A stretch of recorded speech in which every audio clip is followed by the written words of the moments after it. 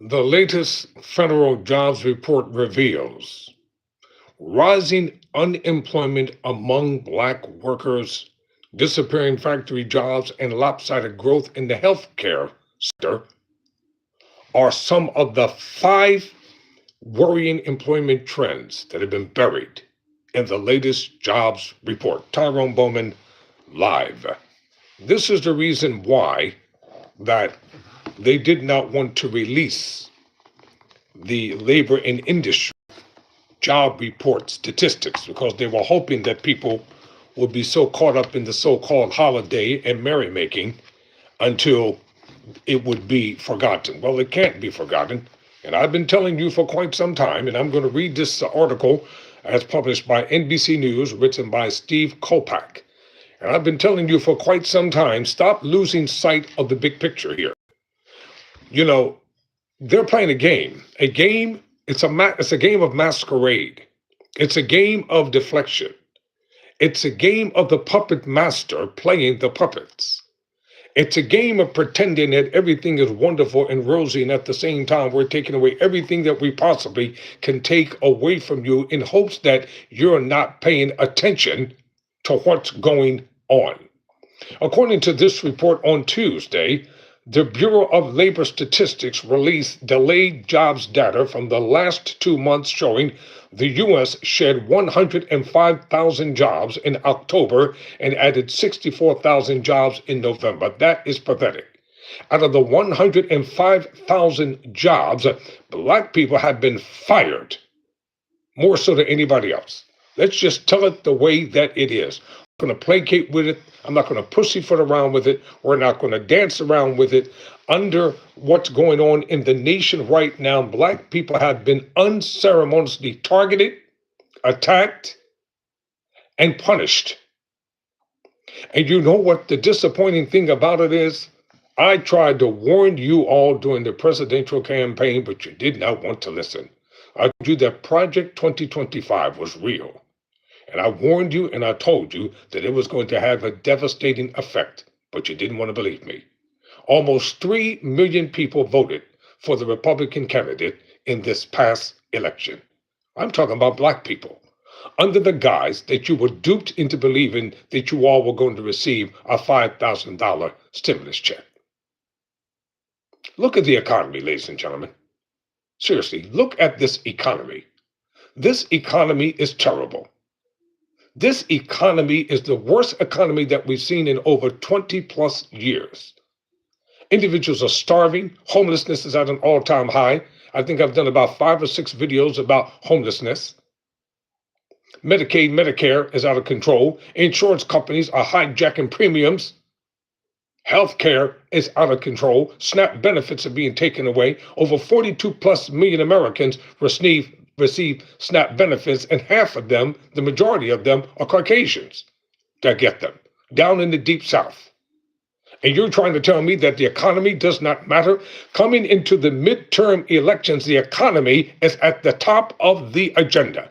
When people can't pay their electric bill, they're affected. When people can't pay their gas bill, they're affected. When people can't pay the rent and the mortgage, they are affected. When individuals cannot buy groceries and put food on the table, when they cannot do the things that they would normally do. During this holiday season, individuals, they're not scurrying to the stores.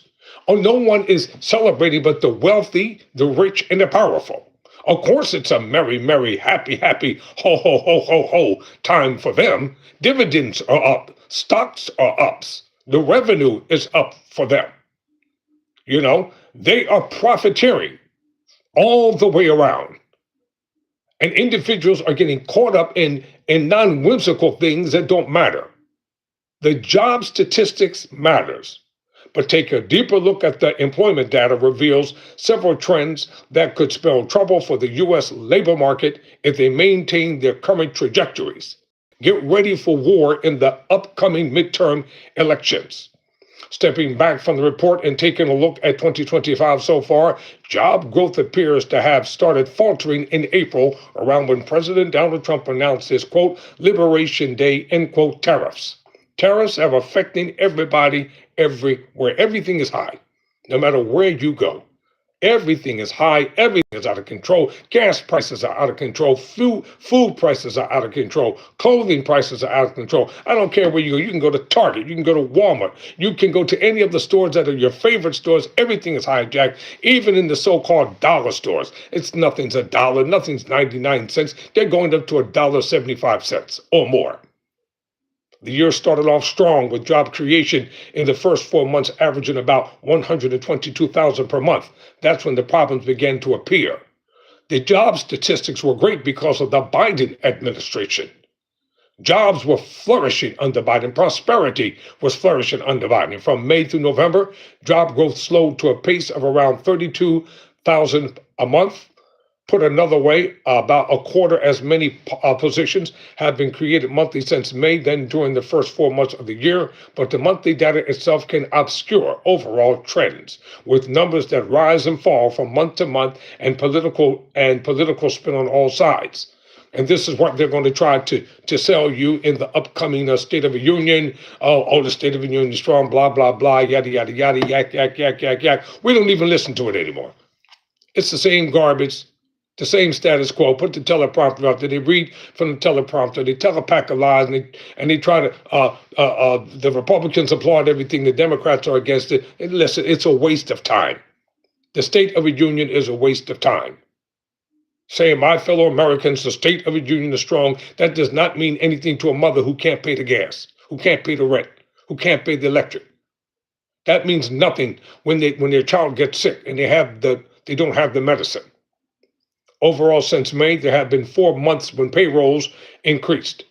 Now, I'm going to get to this point. Those 3 months of losses are a sharp departure from the recent two.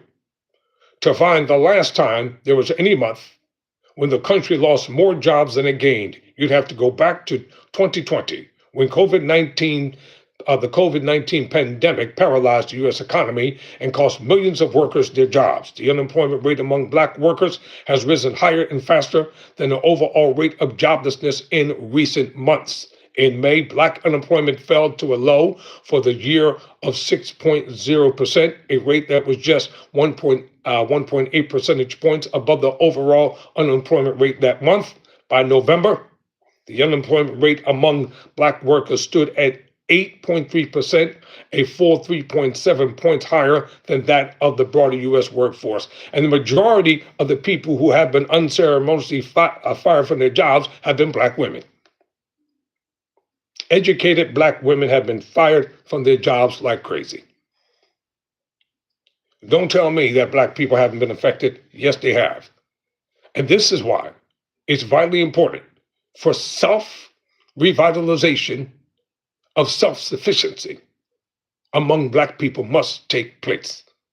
We don't have to sit around and beg and plead and ask anybody for anything. We're creative, we're resilient, we have more talents, more gifts than anybody on the face of God's green earth. Use what God gave you. Use your mind power, use your creative power, use your self-sustaining ability to become creative. And you automatically know, especially in corporate America, no matter how educated you are, no matter how articulate you sound, no matter how punctual you are, you're never going to be considered their equal. The rate of job losses for black voters is also outpacing the population overall. From May through November, the U.S. unemployment rate rose just 0.4%, but black unemployment climbed 2.3%. In what J.P. Morgan Chase called a concerning development, detailed data from the Bureau of Labor Statistics revealed that nearly all the private job growth over the past 2 months was in just two sectors, healthcare and social services. In November, home healthcare aides and nursing home positions led to growth in the healthcare jobs. Among social services positions, individual and family services, a category that included services for the elderly and disabled people, were the fastest growing category last month. Indeed, Sage Economics noted that almost all of the job growth this year came from the healthcare and social services sector. In health and social welfare, jobs are the biggest winners this year among private sector positions. Manufacturing and white-collar services are the loser. Dig it. Check it out. Outside of government employment, which fell further than any other sector, the biggest sector losses this year were an 80,000 job decline in business service jobs and a loss of 63,000 jobs in manufacturing, according to economist Zach Fritz at Sage Economics. Those manufacturing jobs were eliminated despite the Trump administration's pledge to revitalize domestic manufacturing in the president's second term. As for the white collar job cuts, those come amid the rapid adoption of artificial intelligence across workplaces. While it's not immediately clear how many jobs lost are directly tied to AI, a recent estimate from Goldman Sachs said that if AI were adopted across the board, it could displace 6 to 7% of the U.S. workforce. The unemployment rate for teens jumped to 16.3% in November, after having hit 13.2% in the most recent job markets in September before the government shut down. And I'm going to close by telling you this, but there's one job that's going to increase greatly, and that job is going to flourish more so than anything else. The prison industrial complex. It is going to continue to flourish more so than any other type of jobs, because crime is going to increase. People are going to be doing all kinds of things they shouldn't be doing to make some fast money.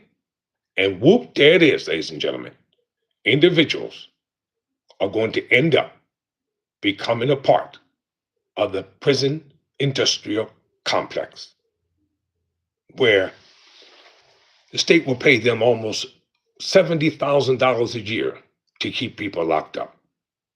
Wake up, people. This is not a game. You better become creative, become self-sufficient, become entrepreneurial, start using the gifts and talents and abilities that you have, and create your own line of income. If you want to secure a job, what you better do, you better think about trade jobs, vocational skills. They're always going to be plentiful. I know a lot of folk don't like it, but it's the truth anyhow. Culinary is powerful. Just because you have a college degree or college degrees, that does not mean that you're going to make a ton of money. Never surrender. Never quit.